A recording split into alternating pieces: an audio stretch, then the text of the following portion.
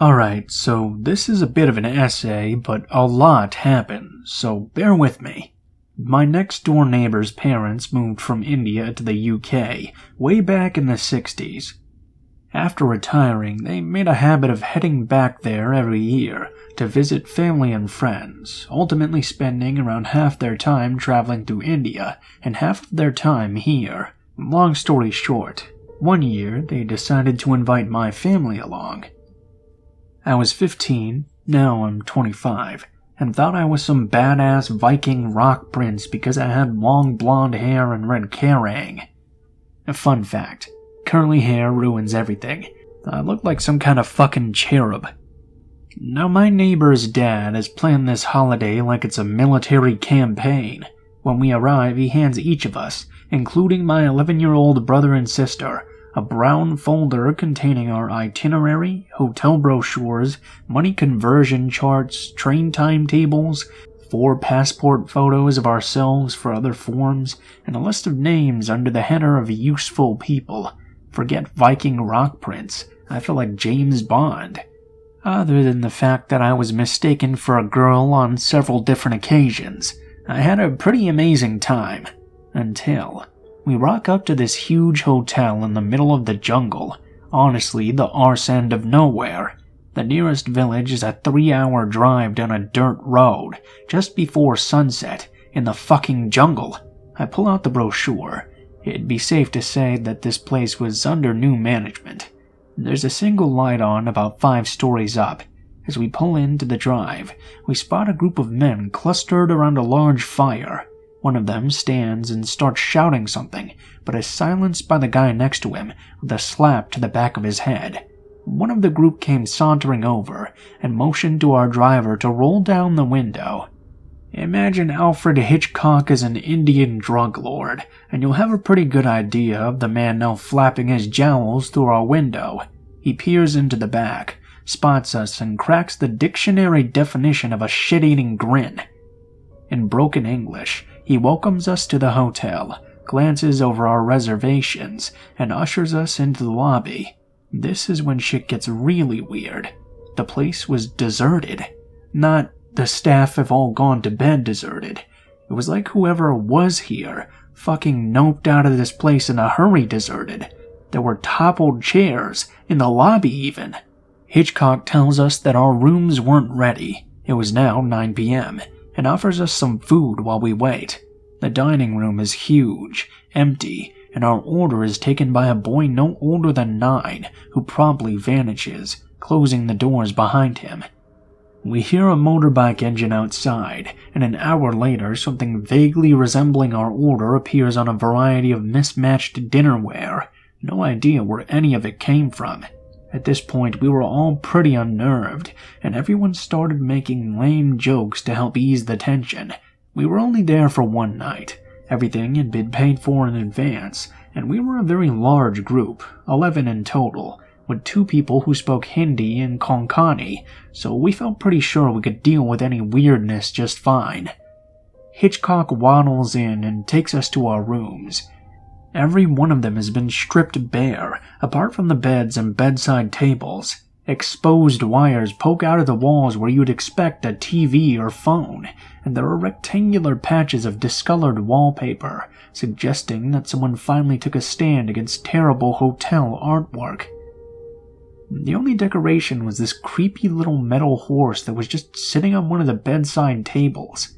I'm sharing with my little bro, and insist on taking the bed closest to the door, presumably thinking I could summon Thor's wrath if things got hairy.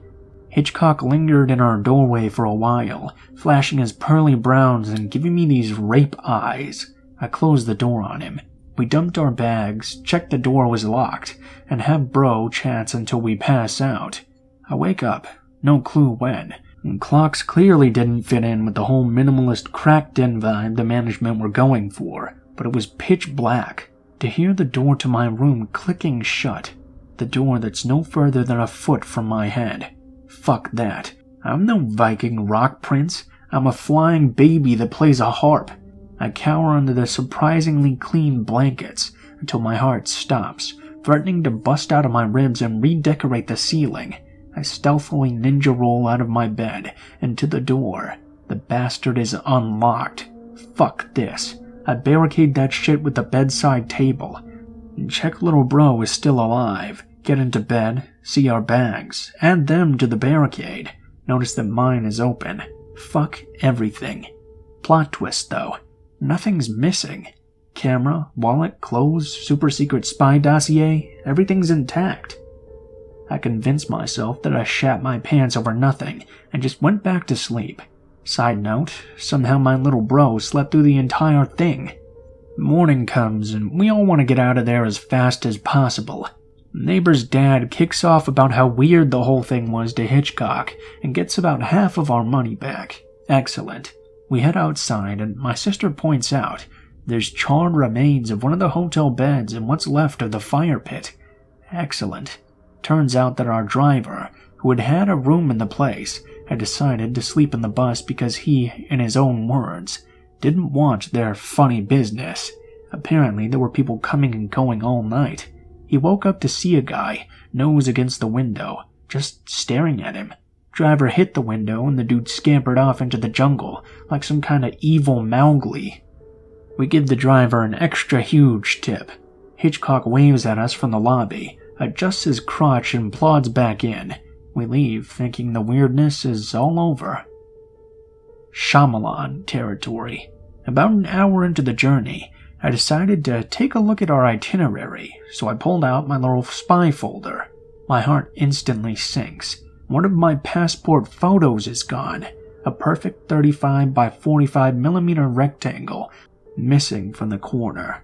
3 little Viking rock cherubs stare up at me, mourning their fallen brother. I search the folder, ask my parents if they took it for something. I start losing my shit. Everything from the night before rushes back. I explain what happened, and there's this weird moment of silence while everyone looks at each other with concern. Turns out that everybody heard someone outside and at their door at some point during the night, but it all deadbolted them before going to sleep. Bro and I had no deadbolt, though. Hitchcock put us in that fucking room on purpose. The driver suggests we head back to the hotel and demand satisfaction.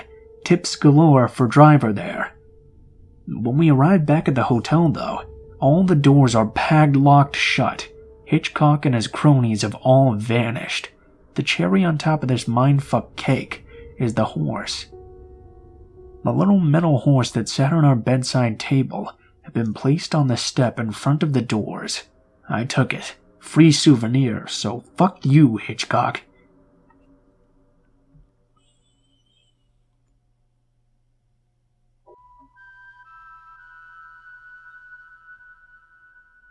Okay, so I've only ever really lurked on Reddit before, and I guess I never really thought I'd have a story for Let's Not Meet, but my friends pushed me to share this, so here goes, I guess. About a week ago, I was leaving my boyfriend's house at around 2 a.m. I should have probably just stayed over, but I had a busy day the next day and wanted to go home and sleep in my own bed. So I'm maybe 5 minutes away from his house when I'm stopped at a red light.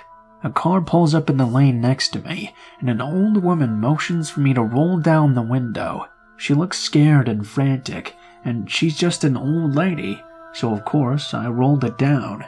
Only, after I start to roll down the window, I see someone else in the passenger seat.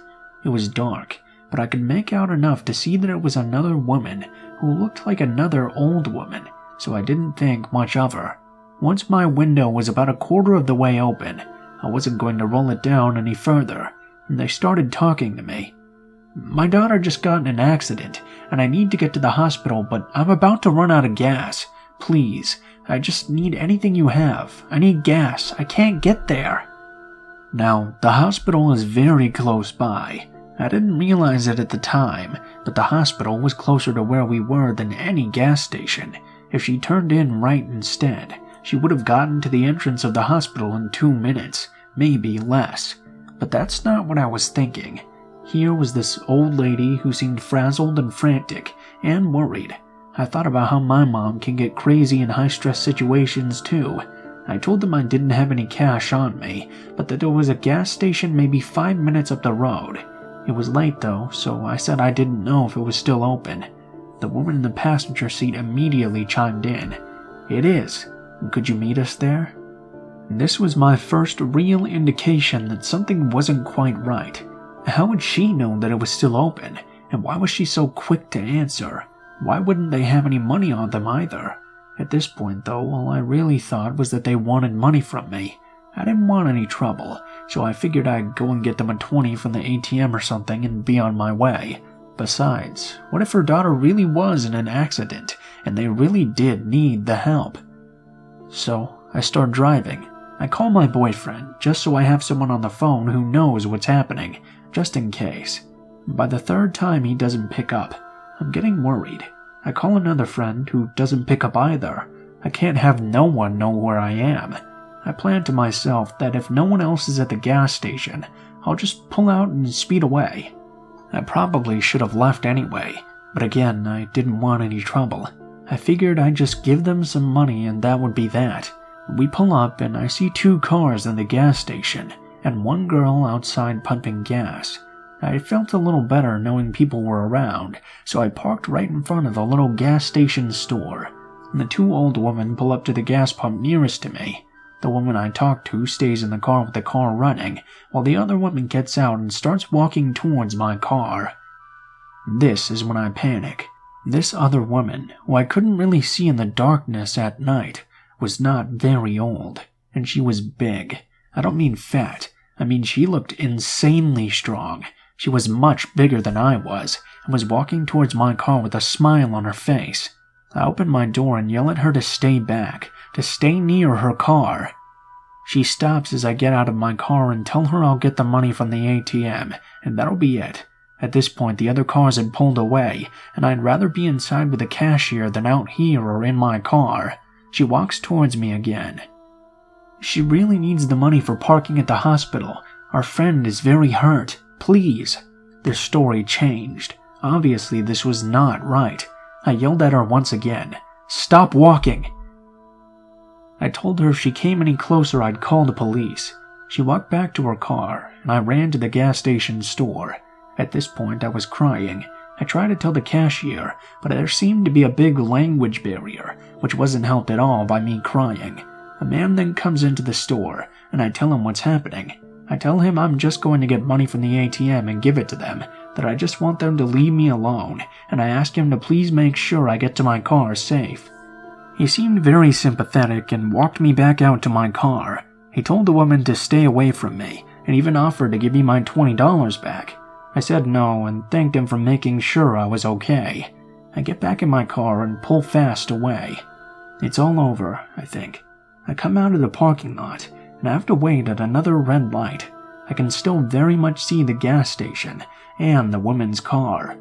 I watch as the woman goes back into her car with the money, and they pull away from the pump without getting gas. I panic as they pull up right behind my car at the light. At this point, my phone is almost dead from trying to call everyone I know. As the light turns green and I drive down the road, past the turn for the hospital, I'm terrified to see their car is still following right behind me. At this point, I'm only thinking of the worst things happening. I didn't have enough battery on my phone to call 911 and be able to explain where I am. Instead, I turn my brightness all the way up and try to show me on the phone through my back window in the hopes they think I'm calling the police. I guess it must have worked. Thankfully, they immediately turned and stopped following me. I drove all the way home going 80 and crying my eyes out. I didn't stop for a single red light.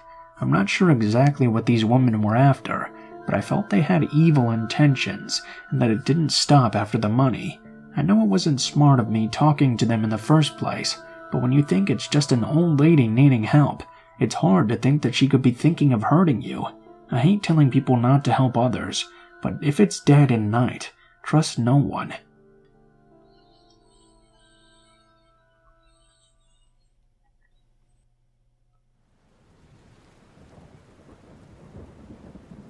This happened a long time ago, when I was about 4 or 5. I'm 15 now. Looking back at the situation, I really think I should have seen the red flags about this guy, but since I was really young and stupid, I didn't see anything out of the ordinary. I just thought he was a very kind and normal guy. The whole thing happened in the mall, in plain sight, in front of hundreds of people. I had gone with my mother shopping. A nice little girl's day out. You get the gist. At some point, though, I got lost in the mall. Very typical. Everyone has a story like that, right? And so far, no red flags at all. I remember seeing a guy with a very southeastern accent. I assumed he was from somewhere like India. He was dressed like a junkie, but my 5-year-old mind didn't know that. I thought he looked fine. So, since I was a lost 5-year-old little girl who didn't know any better, I walked right up to him and asked him for directions, if he had seen my mommy, etc. He ignored my questions, and when he saw me, his eyes lit up. He immediately started showering me with compliments. Some of them were even inappropriate to say to a 5-year-old kid. He gave me a pink and black bracelet and told me how well it looked on me. Of course, I was oblivious to the situation and ignoring all red flags. So, at some point, he offers to take me to his fake private jet and fly me off to Jamaica to relax and play with the dolphins all day. Basically, just describing a child's paradise. All I had to do was get in his car. Of course, since it sounded like a dream come true, I trusted him and almost went into the car with this creep. I kid you not, though, at the exact moment he was about to take me away from the mall, some man with a suit and tie stopped him dead in his tracks. "Hey, what are you doing with a 5-year-old girl?" You could easily tell we weren't related. He had a dark skin tone and I was very pale. Add to that, he was dressed like a junkie. It probably set off an alarm in the fancy man's head. The man responded in his raspy southeastern accent. "Oh, this is just my daughter's kid. I'm taking her home, you know." We were clearly not related, and so the fancy guy immediately asked him where my mom was. I told him she was still in the mall, and from that point on, there was some fierce arguing between the two men. I didn't get most of it, but I ended up with the well-dressed man, and the junkie cursed him out. We went to the lobby of the mall and found my mom there, telling the worker behind the desk my description. She had clearly picked up by this point that I was long gone. It turned out that the guy in the suit was a security guard at the mall, and had picked up on how wrong the situation was. When my mom saw me with this guy, she picked me up and hugged me.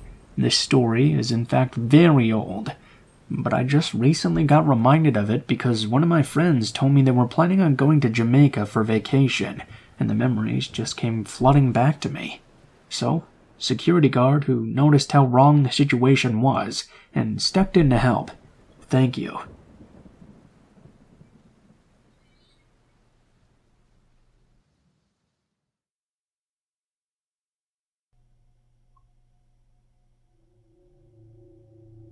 I'm not from an English-speaking country, first off.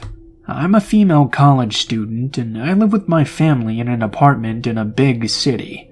Where I come from, it's pretty normal to just go to the college right near your house. This happened on a weekend, when my family and I had planned a trip abroad, but last minute I had an exam rescheduled for that Monday, so I decided not to go with them. It's Thursday, and my parents and siblings are leaving for the airport. A guy that they usually hire is taking them there. My mom told me that my maid would be staying with me for the weekend, and that I should call her if I needed anything. I said goodbye and went right back to studying. It was now Thursday, at around 9 p.m. I'm studying in the living room with my boyfriend, so my maid tells me it's getting late and she's going to bed. I tell her that I'll head off soon too.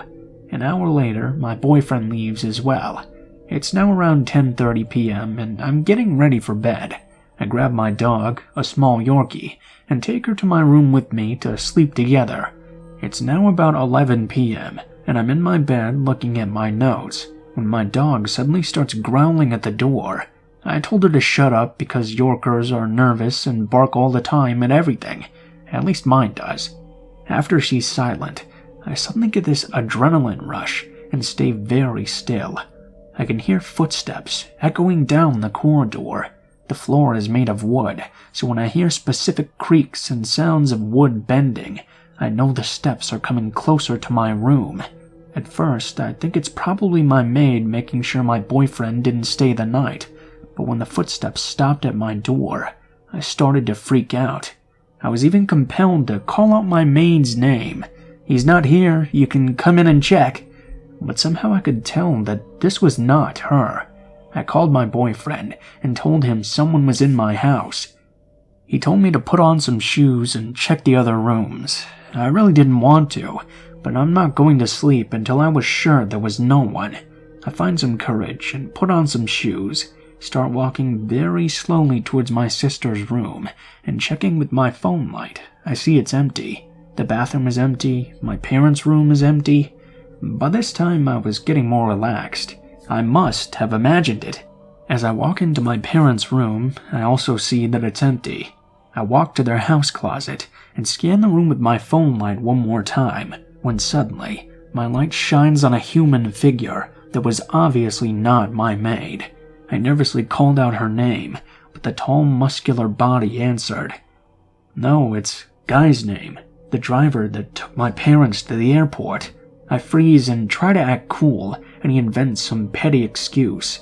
"Oh, I was just stopping to check the windows were closed." I told him it's late, and he leaves the house. I called my parents to verify this excuse. He was obviously lying. He then had the audacity to hit me up on WhatsApp and ask if I wanted him to drive me to college tomorrow. I never saw him again after that, and to be honest, I hope we don't meet again either.